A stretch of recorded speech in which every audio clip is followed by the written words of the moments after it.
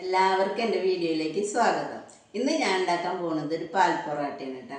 അപ്പോൾ അതെങ്ങനെ ഉണ്ടാക്കാൻ നോക്കാം. പിന്നെ എൻ്റെ ചാനൽ ആദ്യമായിട്ട് കാണണമെങ്കിൽ ലൈക്ക് ചെയ്യുക, ഷെയർ ചെയ്യുക, സബ്സ്ക്രൈബ് ചെയ്യുക കേട്ടോ.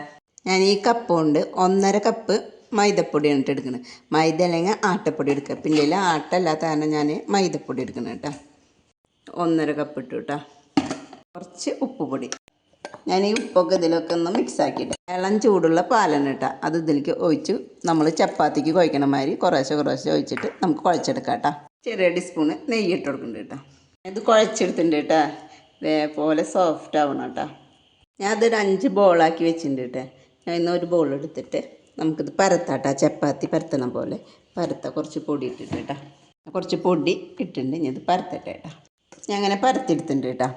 ഇനി ഇതിലേക്ക് കുറച്ച് പാൽപ്പൊടിയില്ലേ, അത് വെതറെടുക്കുക, പരത്ത് എല്ലായിടത്തേക്കും.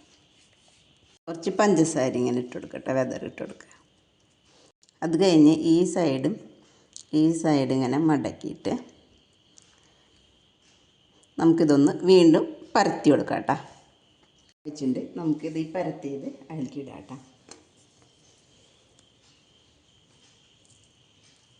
ഇതേപോലെ തന്നെ ഞാൻ എല്ലാതും ഒന്നും ഇങ്ങനെ പരത്തിയെടുക്കട്ടെ കേട്ടോ. തിരിച്ചിട്ടട്ടെ ഇത്.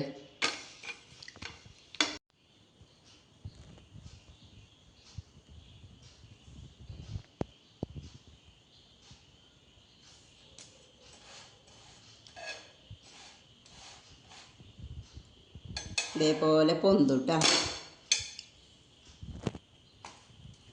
ഇങ്ങനെ പൊന്തി വരുമ്പോൾ ഇതിൻ്റെ മീതെ വേണമെന്നുള്ളവർക്ക് കുറച്ചും കൂടി നെയ്യൊക്കെ ഇങ്ങനെ പുരട്ടി കൊടുക്കാം കേട്ടോ. ഞാൻ ഇപ്പോൾ പുരട്ടി കൊടുക്കണില്ല കേട്ടോ.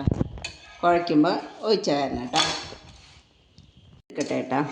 ഇത് നമുക്ക് കുറച്ച് പാൽപ്പൊടി ഇടുക, കുറച്ച് പഞ്ചസാര ഇട്ട് കൊടുക്കുക കേട്ടോ.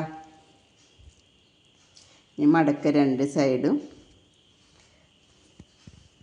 പിന്നെ ഇവിടെ നിന്നും ഇനി ഇത് പരത്താം കേട്ടോ. നമുക്ക് ഇതും ഇതുപോലെ ഇട്ട് കൊടുക്കാം കേട്ടോ. ഇത് അതിൻ്റെ ലാസ്റ്റത്തെയാണ് കേട്ടോ. ഇത് എല്ലാവരും ഉണ്ടാക്കി നോക്കിയിട്ടാ. ഇതിലേക്ക് കറികളൊന്നും വേണ്ട, വെറുതെ ആയാലും നമുക്കിത് കഴിക്കാം കേട്ടോ. പിന്നെ എൻ്റെ ചാനൽ ആദ്യമായിട്ട് കാണുന്നവരാണെങ്കിൽ ലൈക്ക് ചെയ്യുക, ഷെയർ ചെയ്യുക, സബ്സ്ക്രൈബ് ചെയ്യുക കേട്ടോ.